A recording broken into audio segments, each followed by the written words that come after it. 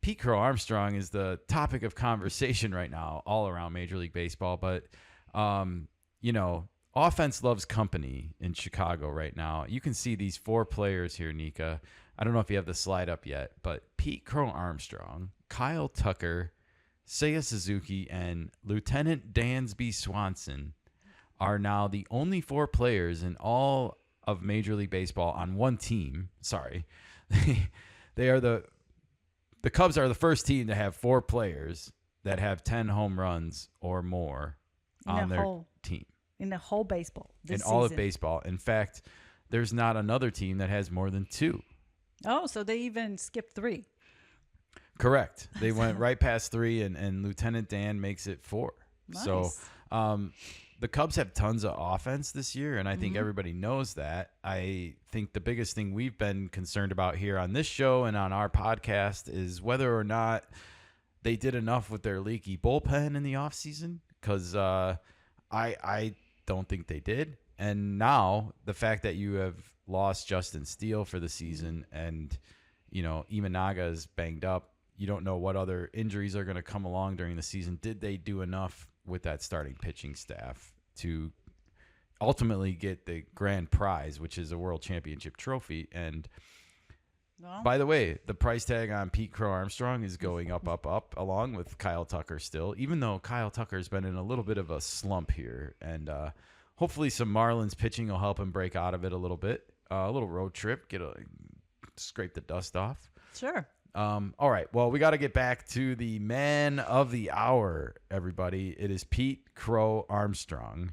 And it seems like everywhere you look right now, everyone's got some kind of crazy statistic for Pete Crow-Armstrong that you've never seen before.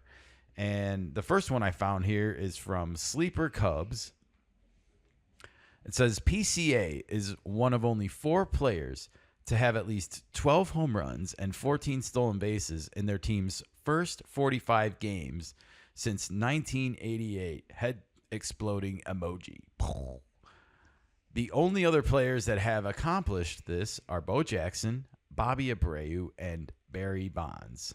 That is insane. PCA is insane. Thank you, Sleeper Cubs, for posting this. Wow.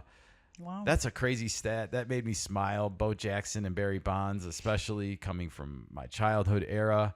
And since 1988, I think that's where the Bo Jackson comp is coming from. But wow, what an impressive statistic for Pete Crow-Armstrong here as the season, it's getting closer and closer to summer, and he's already hot. He's heating up before the summer hits. Indeed. The next one I saw was on Sunday's broadcast. It says here, it was the Chick-fil-A nugget of the game, Nika. Thank you, Corporate American Sponsorships. Pete Crow-Armstrong has 12 home runs, 11 doubles, 2 triples, and 14 steals. And he's the only player to reach those numbers in his team's first 46 games since 1901 in both the American League and the National League.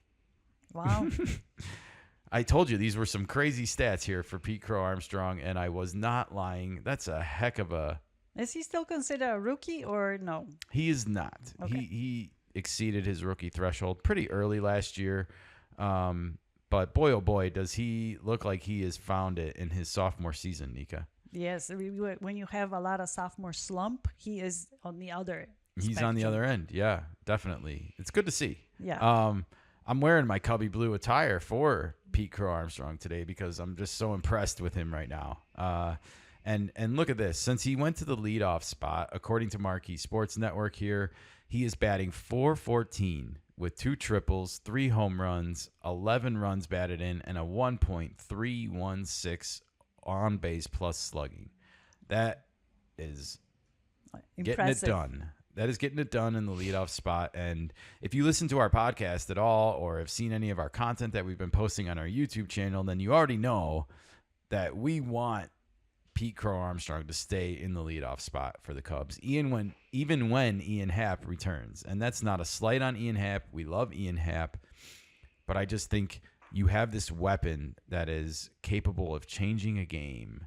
And he has something special in him. And he is a a unique, rare weapon that you can put in the leadoff spot, akin to an Ohtani, akin to a Fernando Tatis Jr. And, you know, you think about the big three in LA, and I like the idea of PCA, Kyle Tucker, Seiya Suzuki going up against Shohei Ohtani, Mookie Betts, and Freddie Freeman.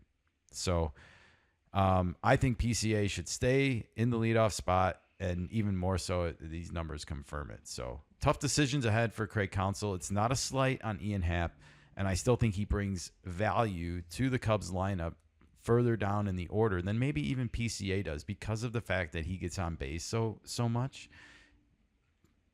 It's hard to find guys that can get on base near the bottom of your order. He can extend your lineup even more potentially with this switch. So we will watch it and wait and see, especially when Ian Happ comes back. But for now, it's PCA's job, and I like what I'm seeing, Nika. Nice. He's the youthful energy of the whole team. He is, and is he becoming like a superstar of Major League Baseball right in front of our eyes? And, potentially. Even a legitimate MVP candidate here in the National League. You know, I don't think we've quite seen that leap yet. But I think it's there. I think that he, you know, when you look at his overall numbers and the RBIs, the home runs, the stolen bases, like, yes, I know the on base plus slugging is not as high as Ohtani's, and I know that we don't get to see all the statistical metrics of defense, but Pete Crow plays really good defense. We know that, and Ohtani plays DH. You know, he doesn't even play in the field. Now he is going to pitch maybe this year. Maybe we'll see. But for now, I think you got to start including Pete Crow in the MVP race this year. You know, he's there with Tatis and Pete Alonso and all the other guys we've been talking about. Ohtani, of course, is right back in the race after the kind of somewhat of a cold start, but not really. We talked about all this on Friday, so just adding Pete Crow now to the list because I still think Kyle Tucker is gonna turn it back on again and stay in that MVP race as well. It's a long season. Very Players long go up season. and down. Very long season. And